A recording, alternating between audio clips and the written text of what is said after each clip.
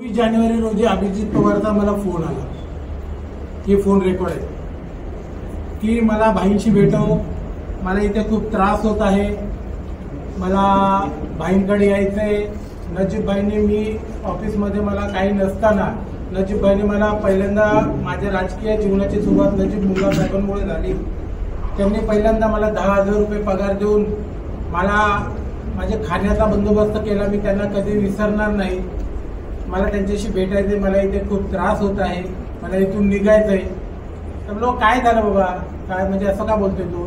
अरे आता साहेबांसाठी एवढं करून आम्ही एवढ्या केसेस अंगावर घेतल्या, आम्ही एवढे साहेबांसाठी मारामाऱ्या केल्या, आम्ही एवढे दिवस बाहेर फिरलो, तडीपारे घेतल्या, पण आता साहेबांना त्याचा पुतण्या की भाचा जय गर्जे याच्याशिवाय दुसरं कोण दिसत नाही।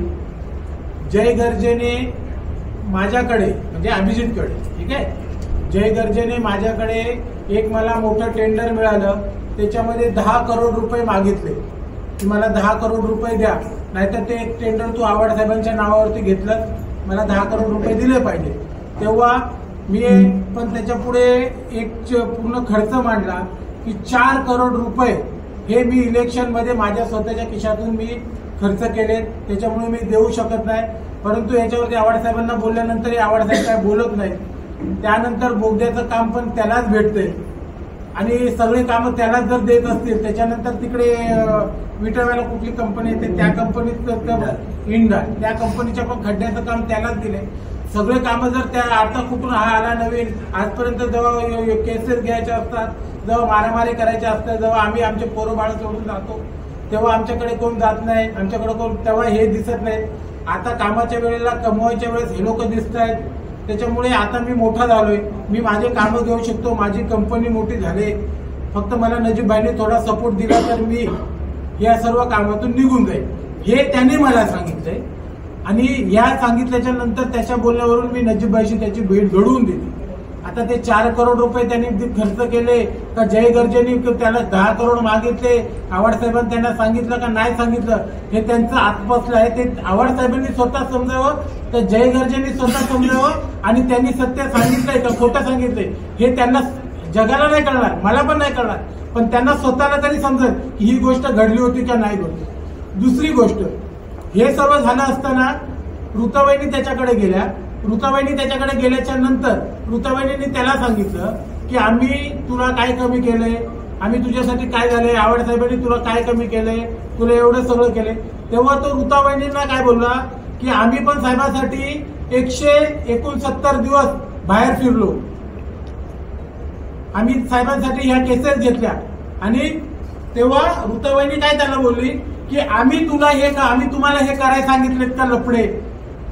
आणि त्यांनी मला सांगताना बघ विरू, आम्ही एवढं सगळं केलं आणि आता बहिणी आम्हाला काय बोलतायत की आता आम्ही करायला सांगितलं का लफडे?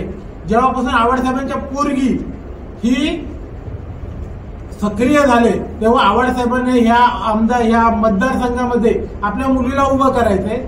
कालपर्यंत सर्व कार्यक्रम मला त्यांनी खर्च करायला लावला आणि आता मला त्या कचऱ्याचा व्हिडिओ पण बोलतो मी केला होता तिथे आंदोलन। त्याच्यानंतर त्यांनी मुलीला पाठवून तिथे व्हिडिओ बनवला आणि त्याच्यामुळे मी मुद्दाम माझं श्रेय तिने घेऊ नये म्हणून दुसऱ्या दिवशी जाऊन व्हिडिओ बनवला। ते दोन्ही व्हिडिओ फेसबुकवर सोशल मीडियावरती आहेत, ठीक आहे। या सर्व गोष्टीला मी कंटाळलोय आणि तिच्या नताशामुळेच माझ्यावरती गुन्हे दाखल झाले। नताशामुळे आम्ही जाऊन महेश आयरला मारलं। नताशा तिथे त्यांच्या ऑफिसला गेली नसती, म्हणजे आमच्या ऑफिसला आली नसती, ट्विट केलं नसतं तर ते पोरं रागाच्या भरात इथे आले नसते की आमच्या ऑफिसला पण काय चालू आहे, कारण त्या पोरांना पण आम्ही मारलं नसतं। आणि माझ्यावर या दोन्ही घटना घडल्या त्या नताशामुळे झाल्या, हे माझं त्याचं बोलणं झालंय, त्यांनी मला सांगितलं। तिसरी गोष्ट आणि खूप महत्वाची गोष्ट, ज्या दिवशी आम्ही ठरलं त्यांनी सर्व सांगितलं की आम्ही अंगणवाडीला मला आज 20 तारखेला रात्री जायचंय, 20 का 21 तारखेला जायचंय, त्याच्या अगोदर हे सर्व करून घ्यायचंय। तेव्हा तो त्याच्या म्हणण्याप्रमाणे बालाजीच्या आव्हाड साहेबांनी त्याला बोलवलं। आव्हाड साहेबांनी बोलवल्याच्या नंतर आव्हाड साहेबांनी त्याला समजावलं, मला माहित नाही ते काय समजावलं। त्याच्यानंतर त्याने मला फोन केला, नंतर बालाजी हॉटेल आहे त्या बालाजी हॉटेलच्या मागे त्यांनी मला रात्री बोलवून घेतलं। तिथे मला चर्चा केली की मला हे खूप प्रेशर करते आणि काही करून मला उद्याच्या उद्या निघायचंय। तेव्हा त्यांनी सांगितलं की नताशा उद्या सकाळी माझ्या घरी नाश्त्याला येणार आहे आणि नताशाने सांगितलं की काका मी तुमच्या सोबतच राहणार आहे आणि अशी अफवा आहे की तुम्ही 18 तारखेला पळून जाणार आहे, म्हणजे दुसऱ्या पक्षात प्रवेश करणार असं आम्हाला समजले, तर मी तुमच्या सोबतच येणार आहे. त्यामुळे वीरू उद्या सकाळी नताशा माझ्या घरी नाश्त्याला येणार आहे. नाश्त्याला आल्याच्या नंतर मी तिकडनं निघेल, वेलॉक्सला जाईल, नताशाला सोडेल आणि तिकडनं मी माझ्या बायको सगट ओबेरायला तिथे राहायला जाणार आहे. एक रात्र तिथे राहणार आहे आणि त्याच्यासोबत माझ्यासोबत वाणी पण येणार आहे आणि वाणीचा तुझा पण मी रूम तिथे बुक करतो. हे अभिजित पवार यांनी त्याच्या पैशाने रूम बुक करून ओबेरायचा, ह्याची डिटेल्स पोलिसांनी काढावी, ह्याची डिटेल्स पत्रकारांनी काढावी, हे सर्वांना मी शेअर करतो. ही रूमचे पैसे कोणी पेड केलेत, हा रूम बुक कोणी केला, याची डिटेल्स पोलिसांनी काढावी. ही ती पावती आहे जे ओबेरायमध्ये 20,000 रुपये रूम, जो 18,000 काय 18,500 रुपयाची रूम बुक केली.